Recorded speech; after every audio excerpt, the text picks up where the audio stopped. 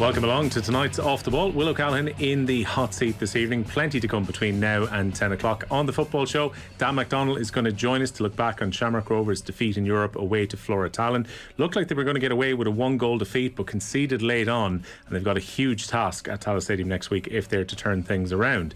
We will also be looking forward to Páirc Uí Chaoimh this Saturday. The All-Ireland Camogie quarter-finals are on. We'll be talking to Wexford legend Ursula Jacob and also former Cork and Dublin player Sarah O'Donovan. Seamus Hickey is with us to look forward to the hurling final between Cork and Limerick, and Nicky Bandini will preview the start of the new Serie A season after what's been a pretty remarkable summer for Italy, having won Euro 2020, having won the Eurovision and brought home plenty of medals from the Olympics. There is a lot of interest on Serie A, particularly after Inter Milan broke Juventus' 9-year dominance last season. All that to come between now and 10. If you want to text your views into the show, 53106 is the text line here on News Talk. It is time for us to have a look at the news of the day though. Richie McCormack is with me. Richie, how are you getting on?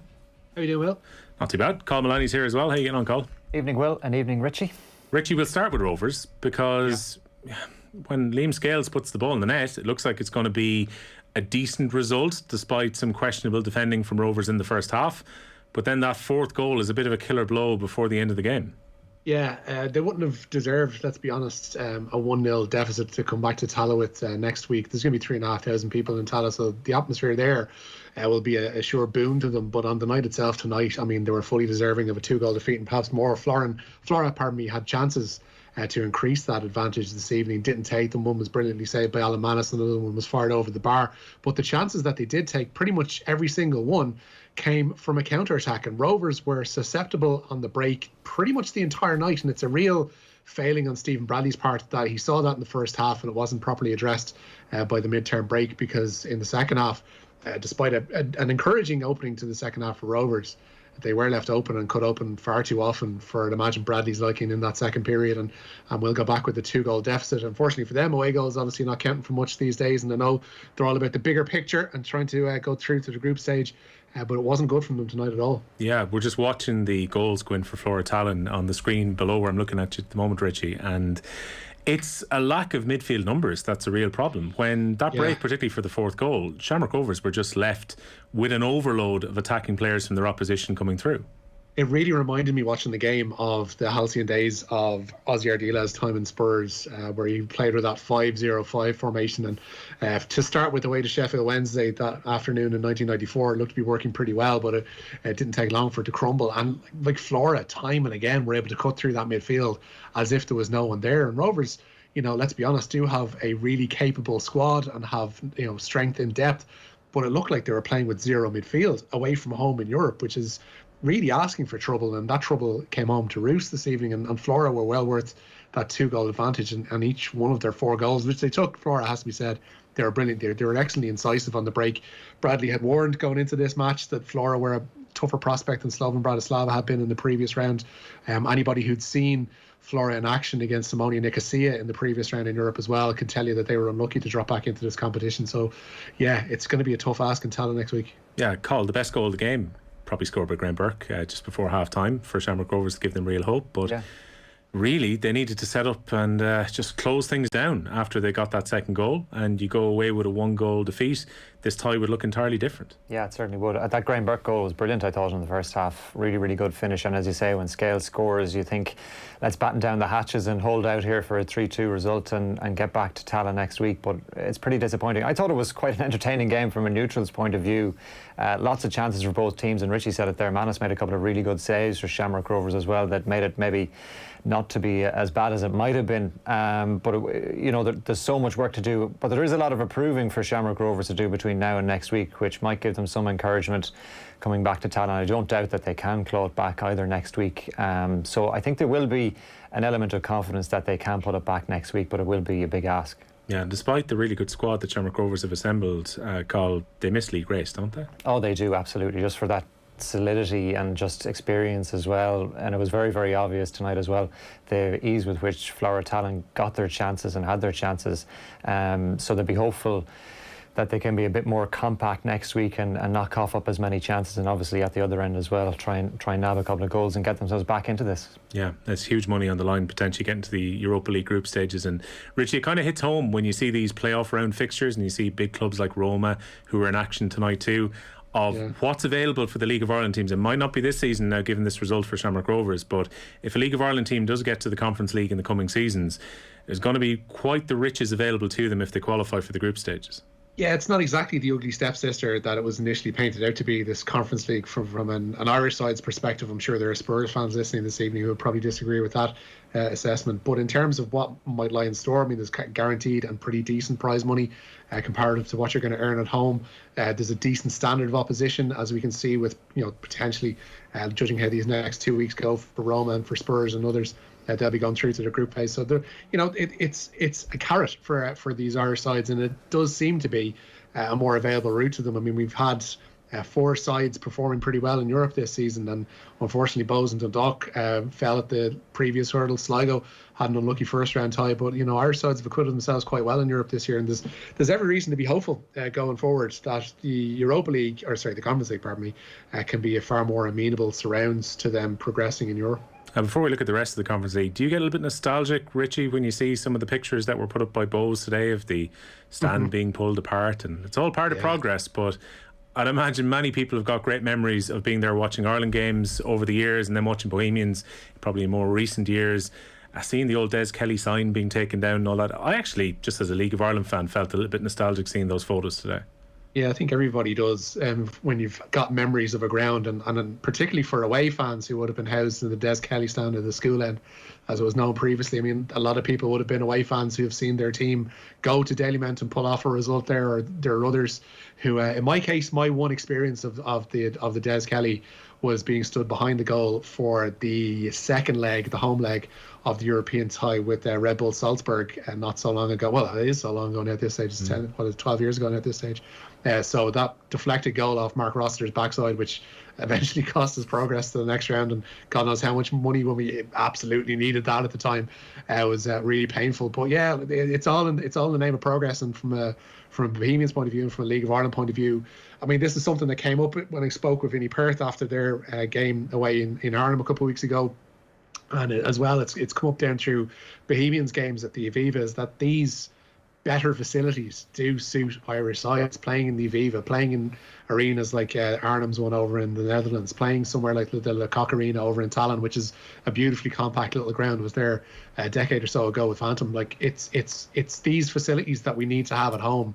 And this deconstruction of the Des Kelly, as much as it might bring to mind memories of that fantastic game between Ireland and Italy there in the mid-80s, it needs to be done. And this is all in the name of progress, and hopefully this is the first step towards tilting the pitch by 90 degrees and getting a really nice 6,000 seater all-seater stadium in there in Dalymount. Yeah, I was looking back at the old photos of Ireland playing there in the 70s and 80s, and health and safety, no concern at the time. People just literally standing on the old stands at the time. It's like, have you seen that Class Action Park documentary that has been doing the rounds? I think it was available in the States, where it was this a theme park, essentially this water park more or less in New Jersey, whereby there was no health and safety.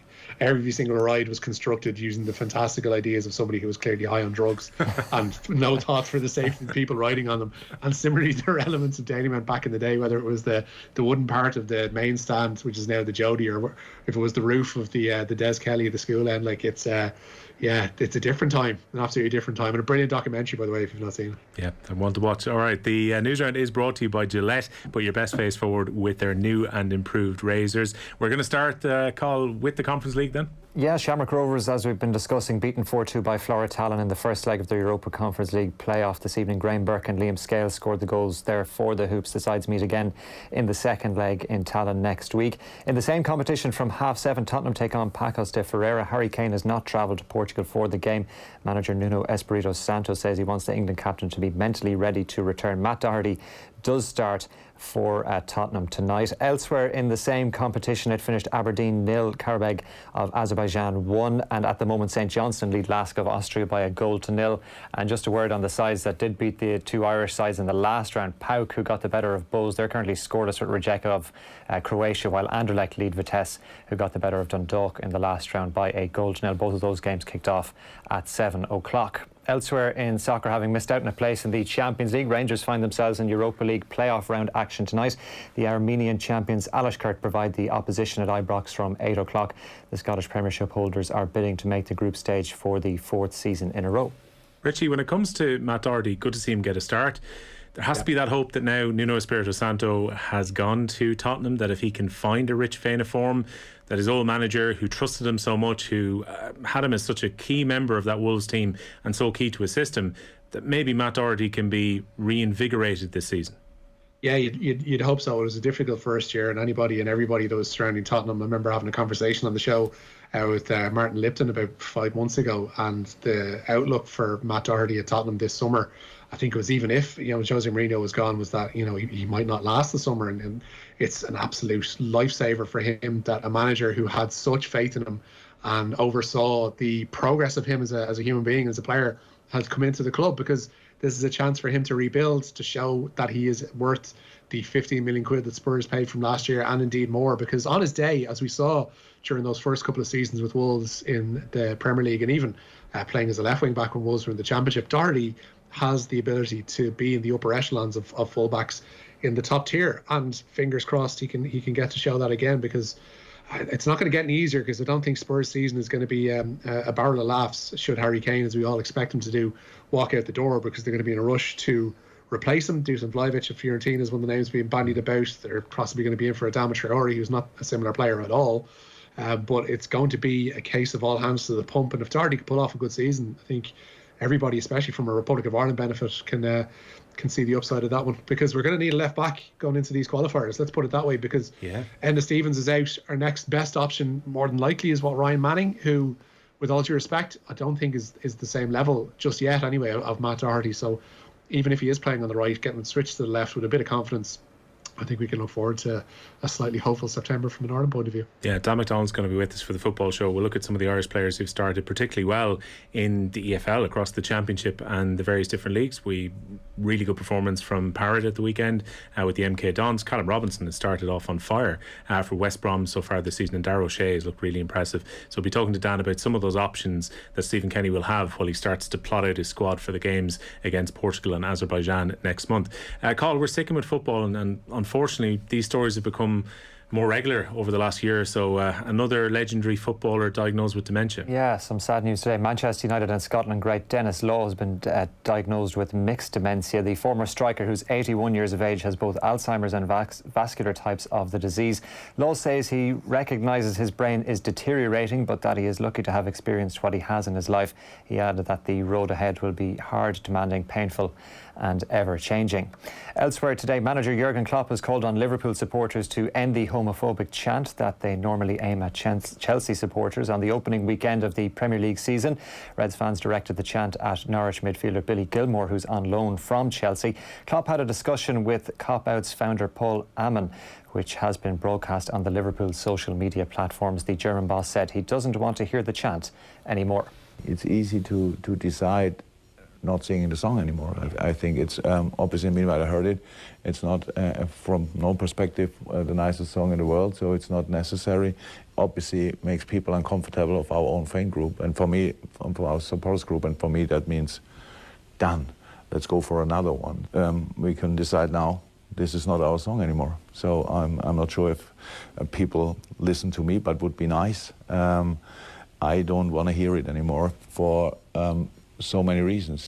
I think that conversation is well worth having a full listen to. It's about 6.5 minutes in full duration, and Stephen Doyle has got an article with the video embedded in it on otbsports.com if you want to have a full look at it. And Richie, within it, Jurgen Klopp does one really important thing. He listens to the supporters group, and he talks about the fact that when he was a fan growing up in Germany 30 odd years ago, certain songs were deemed to be okay, but he can now see the perspective of fan groups who don't see it as okay. And his view is, if Liverpool want to be inclusive, they shouldn't be singing about Chelsea fans using that term, which is offensive to quite a few people.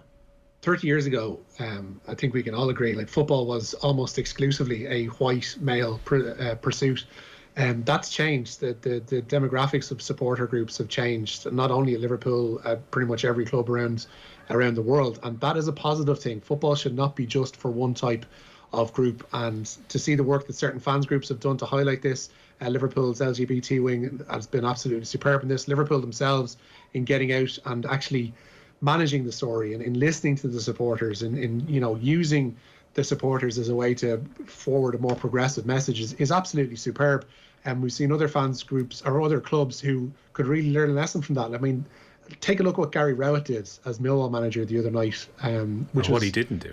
What he did do was exceptionally cowardly, because what we saw was obviously Millwall fans are booing the taking of the knee, and there's obviously a certain cohort of their team will be what you call black players or different players of ethnic minorities.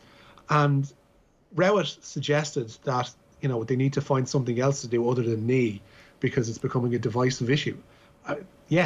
That's the problem. It's like they're protesting against racism.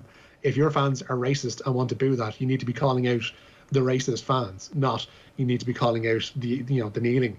Similarly, Liverpool did a brilliant job here in that they said that this chant from the get-go, they put out a statement I think on Saturday evening after the match, or possibly even during it, saying that this is wrong and doesn't have to happen again. It shouldn't have to happen again. It's not sanitizing the game. It's making sure that a match-going experience is welcoming to everybody, as it should be, whether they're of any orientation or any colour or any gender. Like your match-going experience has to be the same for everybody. For people to hear homophobic chants, which that Liverpool one certainly was, for them to hear racist chants, which we still unfortunately have been having to deal with over the last year or so as well, it needs to change. And people like Jurgen Klopp and people like that fans group today with Liverpool are a force for good and need to be listened to. Yeah, I think the founder member of Cop Out, who was in the video, made a really important point in it too, which was the fans reckon that they're going to get at Billy Gilmore by singing this, and it's a song that's been sung at Chelsea for quite some time. But the reality is that there are going to be members of the LGBT community who are Liverpool fans, who will have either been watching on TV or who will have been lucky enough to have a ticket to be at the Norwich game last weekend, and they're going to feel uncomfortable hearing this being sung. A much better message for them is you'll never walk alone, which is in and of itself meant to be inclusive around support. And I think as well, Carl, the fact that Jurgen Klopp is involved in this, one of the most reasonable voices in football and a guy who is so beloved within Liverpool, I think Liverpool fans probably ditched the song because Klopp has told them to do so now. It's a powerful message getting Jurgen Klopp to speak on this. Absolutely, Will, and credit to Jurgen Klopp for coming out, and he's spoken very strongly on this today as well. I think the fact that he's added his voice to the discussion around it certainly will add, I think, help the situation as well, and hopefully at this weekend that Klopp's comments will have helped the situation, and that'll be the end of it. But it'll be interesting to see how it plays out. Let's have a look at the golf then, Carl. Shane Lowry jetted out, I think, literally last minute for New York because he was out with the Offaly under-20 footballers. I'm surprised you weren't with him, Will. Now, Richie, we never tell a tale of what happens in the celebrations after a game. No, I was at home at a reasonable time to listen to Carl's commentary on the Sunday game of Offaly's under-20s. But there were many having a celebration over the last 2 or 3 days with the Offaly footballers, and congratulations to them playing swashbuckling football and eventually lifting themselves the cup at the weekend. But Shane Lowry made his way to America eventually, Carl. He's out in action at the moment, but there's plenty of Irish involvement both sides of the Atlantic today. Yeah, lots of golf happening. We'll start with what's happening across the Atlantic in terms of the live stuff at the moment. Seamus Power currently in a tie for 23rd. That's at the PGA Tour's Northern Trust tournament after a first round of one under 70. Rory McIlroy a shot further back on level par after a 71. Shane Lowry double bogey the first, but he's still 2 over now. That's after 7 holes of his first round. Harold Varner III is the leader there on 5 under par. The big tournament on this side of the world is the Women's Open Championship. That's taking place at Carnoustie, where Leona Maguire has carded a first round of level par 72. Lauren Walsh, the amateur from Kildare, 2 shots further back on 2 over par. 3 players in the lead there on 5 under. World number 1 Nelly Korda among them, alongside Madeleine Sagstrom and Si Young Kim. And on the European Tour as well, Porrick Harrington had a pretty reasonable opening day at the Czech Masters. He's 3 shots off the lead. That's after a first round of 2 under 70.